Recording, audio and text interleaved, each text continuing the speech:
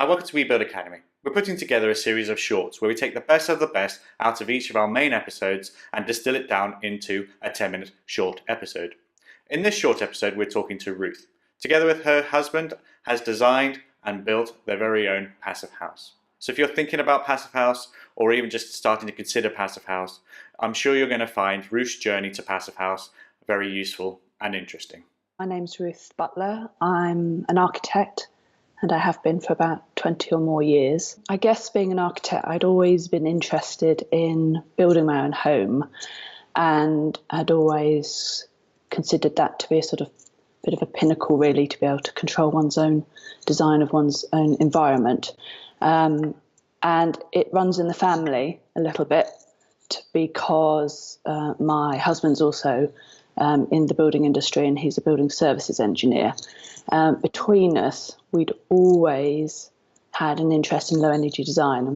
How did you get into passive house? Part accident, part knowledge, but we set off wanting it to be low energy, and we'd heard a rumour about passive house which we thought sounded far too serious for us and potentially very expensive, and so we weren't going to do that at all because we've got the skills between my husband and I. We were able to just sort of take the design that we knew we wanted, pass it through what they call the passive house planning package. When we tested it, we were surprised to learn that if we just changed the windows to triple glazed and a better performing unit, that we would be able to be compliant. What drew you to passive house? Liked the idea of passive house because it's a quality control mechanism. It means that you're not just saying you're going to be low energy, you can prove it, and it controls the whole build process. What was the main advantage about passive house during your build? From a sort of marketing and hearts and minds point of view, it gave the builder something to buy in. They were very sort of keen to achieve it. They knew what was required of them to achieve it. They got quite excited about the build. It gave us something to focus on. It basically gave us a reason to do everything. And in the construction industry, there's an enormous problem about the sort of performance gap between what you think you're designing to and how buildings actually perform when you've finished. You're living in them. So we didn't want a performance gap. And passive house promises no performance gap. How did you find a builder to build your passive house? Again, luckily, being in the construction industry, I know the local builders quite well. And although I had only just moved down to this area, so I did have to get to know them quite well, quite fast. But I guess I can tell a good one from a bad one just by a quick conversation over a coffee. I drank a lot of coffee, talked to a lot of builders, and found one who had never heard of passive house before, so they didn't come with any relevant experience. But what was clear to me is that they had the right attitude. How did you appoint a builder to build your passive house? So I did two things that are quite unusual, and I did them in the knowledge of being able to accommodate the risk that they presented. So first of all, I drew everything before getting a price. So I had a pack of drawings, 3 inches thick.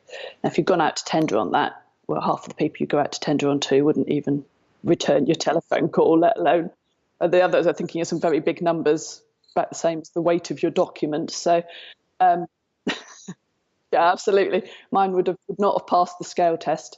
So I drew everything first, and then I went into partnership under a JCT prime contract cost contract with the builder in order to allow them to price the document, price all the work. So I didn't go out to tender. I went to one contractor and we did prime cost contracting. What is a prime cost contract? Prime cost contract gave us that degree of control. So we only ever paid the contractor for his labour and anything that he bought. And all that was invoiced, and then we paid him a fee on top of that to cover his overheads and profit. He knew he was never going to lose money on the job, and we knew that every time he spent some money, we had complete control over what he spent the money on. and we didn't ever argue about quality. What level of detail did your husband design the M&E services to for your passive house? He did an awful lot of work on the building services as well. So we had full layout drawings for all the building services, and we specified every item of kit. So nothing was left to the choice of the main contractor. Did the build of your passive house run smoothly? Our house was structure was prefabricated, so it came on the back of a lorry from Austria. It's a timber cross laminate timber structure, and it was erected in just 4 days. So the build itself was only 7 months long, so it was quite a fast build for a new build house. And towards the end, apart from the air testing and the continual sort of check of quality issues on site, there was nothing really very unusual about the build. Was your passive house delivered on budget? So we absolutely built to the budget. We didn't have a contingency, but what we did have was how to describe it, like a menu of things that we didn't have to do. Is living in a passive house delivering the low energy home you wanted? Even against the rather harsh requirements of passive house, the building is 35% more efficient than we had expected it to be. How about the air quality in your passive house? When we first started monitoring the air quality, we thought there was something wrong with the monitor because there was virtually no reading. So we thought, right, we'll open the front door, we'll flush the house through, and we'll reset the monitor. So we opened the front door and the monitor went absolutely crazy because we're surrounded, or not, but there are some people in the local area that use some of these, the wood fire burners that are so popular at the moment. And this was in November we were doing this, so they had their fires on.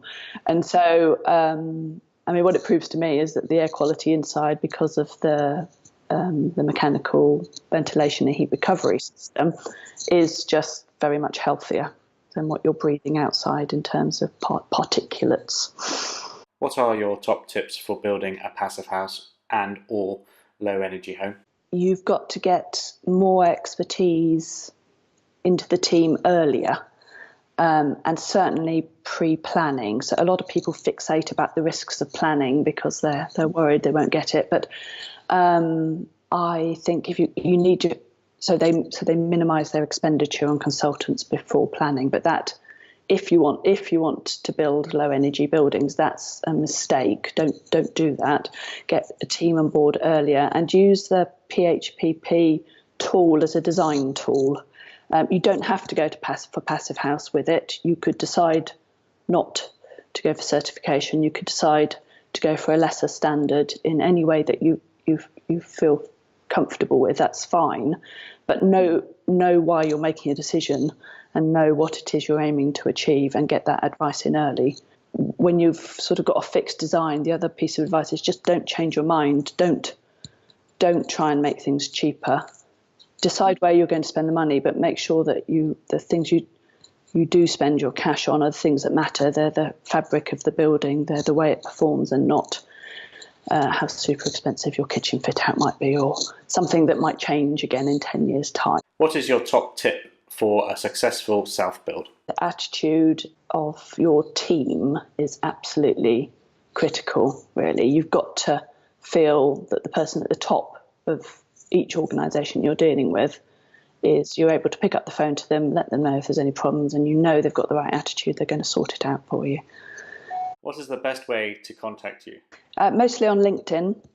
So if you look for me on LinkedIn, or look for Julian Sutherland, that's my other half, and he publishes on LinkedIn. He's a partner at Cundall, which are an engineering company in town. So Julian Sutherland at Cundall, or Ruth Butler at Ruth Butler Architects on LinkedIn, and you should be able to find it there. I hope you found that useful. If you did, please make sure you check out Ruth's full-length episode. It's packed full of useful information. To get access to it, just go to our website at webuildacademy.com. And also, if you have any questions, please feel free to get in contact with me, and I'm more than happy to pass any questions over to Ruth. I'm sure she'll be more than happy to answer any of them.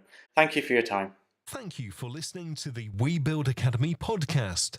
Don't forget to click subscribe and check out our website, webuildacademy.com, for more great tools and information to help you build your dream home.